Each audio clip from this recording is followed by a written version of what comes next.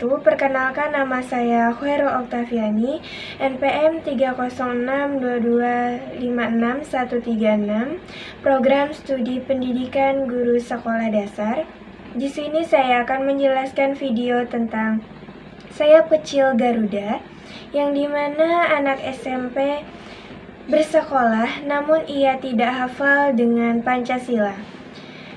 Di sebuah sekolah terdapat reporter dan kameramen yang datang ke sebuah sekolah SMP favorit, yang dimana reporter tersebut mewawancarai seorang anak yang tidak hafal dengan Pancasila. Nah, karena ia tidak hafal dengan Pancasila, ia digunjing dan dibicarakan oleh masyarakat di sana sampai ke telinga orang tuanya, yang dimana ia dibully oleh teman-temannya karena ia tidak memahami apa arti dari Pancasila tersebut. Karena ia tidak bisa dengan pengertian Pancasila dan sampai ke TV-TV, ia dipanggil oleh kepala sekolah untuk datang ke ruangannya, yang dimana ia dinasehati oleh bapak kepala sekolah karena ia tidak hafal Pancasila. Mengapa demikian? Karena itu dapat merusak reputasi SMP tersebut di masyarakat. Karena ia tidak bisa dengan Pancasila, namun di dalam kehidupannya ia sangat pandai dalam menjalankan Pancasila yang pertama, yaitu ketuhanan yang Maha Esa, di mana ia rajin beribadah dan mengaji setiap sorenya. Walaupun dia tidak hafal dengan Pancasila dan lambangnya, tapi ia sangat pandai dalam menerapkan kehidupan Pancasila di kehidupan sehari-hari.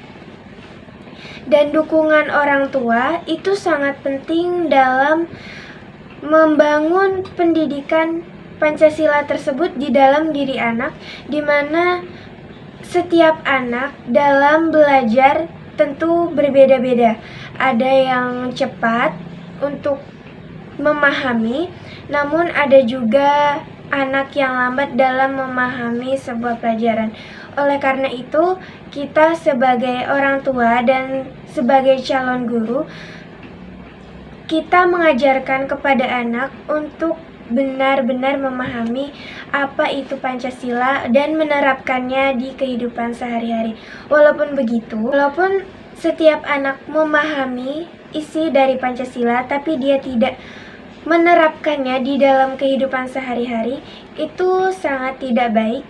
Dan alangkah lebih baiknya menerapkan Pancasila dan juga memahami isi Pancasila tersebut.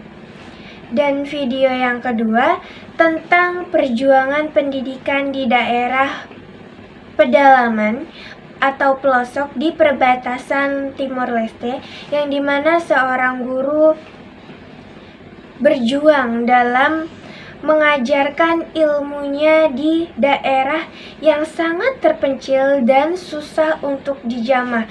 Bahkan untuk akses listrik pun itu sangat susah, dan juga untuk berkomunikasi dengan keluarganya di daerah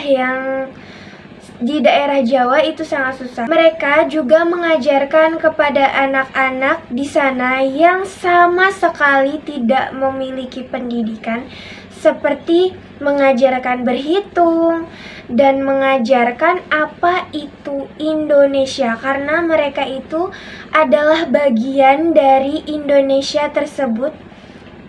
Dan mereka juga tidak mengenal siapa presiden kita, apa itu Indonesia, dan mereka itu tempat di mana, berada di mana, karena mereka tahu hanya di daerah sana dan berhubungan hanya dengan alam. Dan guru tersebut juga memberikan sebuah pembelajaran seperti video. Dan di dalam video itu juga terdapat guru yang mengajarkan kepada anak-anak untuk menonton video, yang di dalam video tersebut itu tentang perjuangan anak yang menuntut ilmu dan belajar di sekolah. Jadi mereka diajarkan untuk bersemangat berangkat ke sekolah. Dan di sana juga akses ke daerah mereka untuk ke kota dan berbelanja mereka sangat sulit untuk daerah tersebut.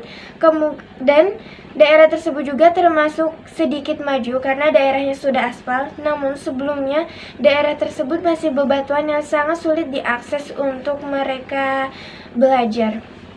Dan di sana juga mereka memiliki keluarga karena di sana mereka mengabdi, dan mereka suami istri juga memiliki keluarga yang dimana keluarga mereka di daerah Jawa. Namun karena mereka harus mengabdi seumur hidup di daerah pelosok, mereka harus meninggalkan keluarga mereka.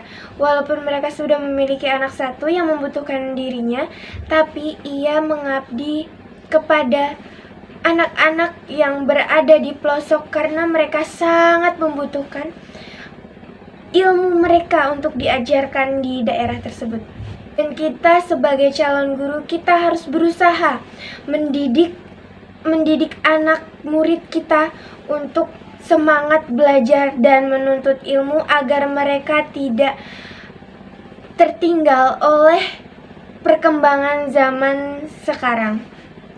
Dan untuk kehidupan sehari-hari, kita bisa meniru cara pembelajaran guru tersebut, di mana ia mengabdi di daerah terpencil yang sangat membutuhkan. Guru tersebut juga mengajarkan kepada kita sebagai calon guru untuk lebih bersemangat lagi mengajarkan kepada mereka yang kurang pendidikan dan tidak tahu pendidikan itu apa. Kita harus bersemangat untuk mengajarkan mereka apa itu pentingnya pendidikan bagi mereka. Sebagaimana kita sebagai calon guru, kita harus berusaha untuk memajukan Indonesia ini dan menghasilkan dan mengajarkan kepada anak murid kita supaya lebih berkualitas lagi. Itu saja pendapat dari saya tentang 2 video yang sudah saya lihat. Apabila ada kata salah, mohon maaf. Wabillahi taufiq wal hidayah. Wassalamualaikum warahmatullahi wabarakatuh.